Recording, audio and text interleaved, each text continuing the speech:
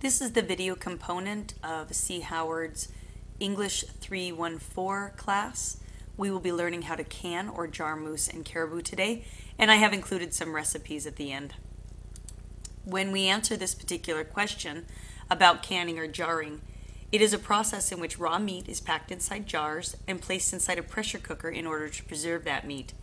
Since the meat goes through the cooking process, it can be placed on a shelf and is immediately available for eating. It can be reheated or used right out of the jar. Now, this particular process is not difficult. However, the instructions that I have provided must be followed carefully, and you need to make sure you use the right kind of equipment. Here I'm showing you different forms of jars, both the jar openings and the sizes. Today we will be using a wide mouth jar in the pint size. Here I'm showing you both bands and lids. When you purchase jars brand new from the store, they will generally come with lids and bands in them, and they're brand new and can be used immediately. If, however, you get used jars, check the jars for any nicks, and if any lids come with them, they need to be thrown out and new ones need to be purchased. The bands can be recycled, but lids must be new every single time you cook. Here I'm showing you a basic pressure cooker. This is only one example. They come in lots of different forms. Mine has both a dial and a weighted gauge, and I will show you up close pictures of those in just a few slides. If you purchase your pressure cooker brand new, just use the instructions that are included.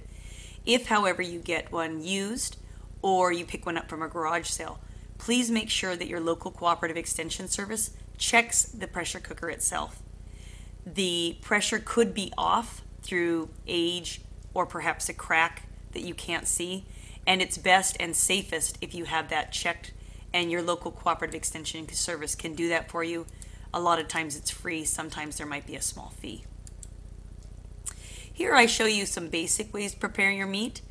Just simply remove some of the excess tissue. You'll see on this chunk of moose that a little bit of the tissue is left, and that's perfectly okay, as the pressure cooker is going to break that down. And then we've cut our pieces into about 1 inch by 1 inch cubes. As we close our jars, I'm going to push down with my fist into the jar to make sure I try and get out a lot of the air spaces. And then I'm going to leave a 1 inch space at the top. That's called the head space.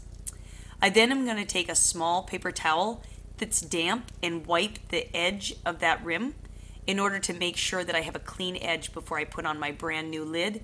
And then I'm going to push on the band, and it's simply going to be hand tightened. As I load my pressure cooker, I first put in about 2 or 3 inches of water. Because I'm using wide mouth jars, they don't fit well inside my pressure cooker. If these were regular mouth jars, they would fit fine, but the wide mouth jars need a little extra space.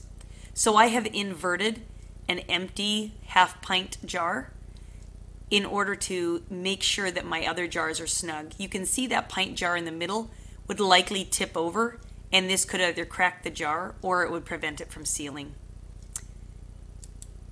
In this next picture, you can see that my lid and base, that there is an arrow on the lid and the base has a divot, and I need to make sure that these are matched up. Yours might have a star or an asterisk on the top and bottom, or 2 arrows. Just make sure that you put your lid on in the exact proper position. I have 6 bolts on my pressure cooker, and when you tighten your bolts, you should always tighten them across from one another. Lastly is our vent port. I'm showing you here without any steam coming out, without the weighted gauge on it, and you'll see those added in about 2 slides.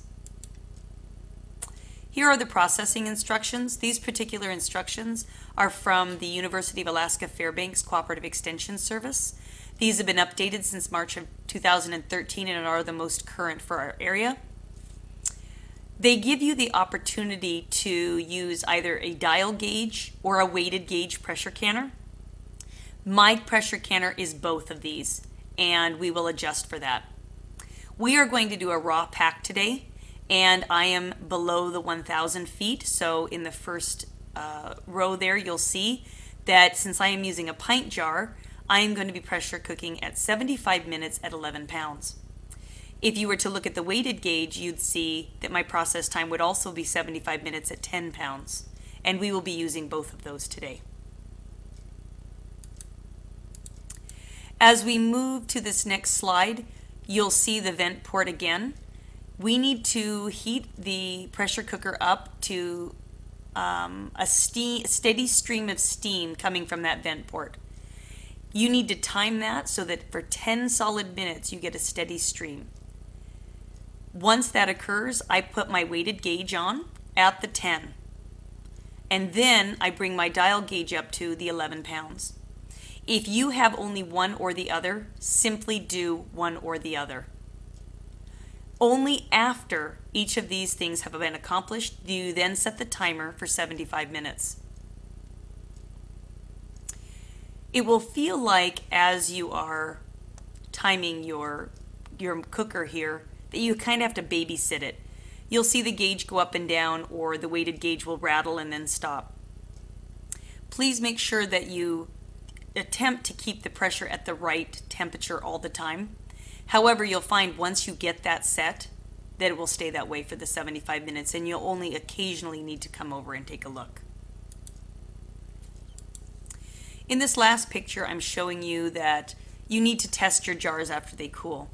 Please make sure your pressure cooker comes all the way down to cool temperature.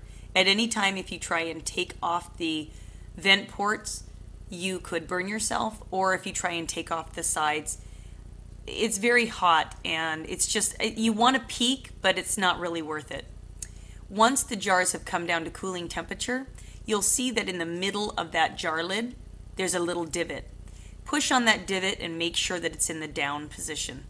Once that's in the down position and it holds there, this jar is now safe to put on a shelf. If it does not go in the down position, give it a little more time. However, if after a couple of hours it still hasn't cooled and gone down, the meat inside that jar is acceptable to eat. However, do not place it on the shelf. Put it in the refrigerator and use it in the next week. And then here's a picture of the finished jar. You'll see some little bits of tissue in there. That's all normal. If your liquid is lower than that in my jar, that's perfectly acceptable as well. Some of the meat may stick out of the liquid portion, and when you take the lid off, that may have a little bit of a discoloration. There's nothing wrong with that meat. It's perfectly fine and acceptable to eat. My last slide here, I've included a couple of recipes. You'll see from the pictures that my family would definitely devour this. Please feel free to stop this screen and copy anything you like. Thank you. I appreciate your time.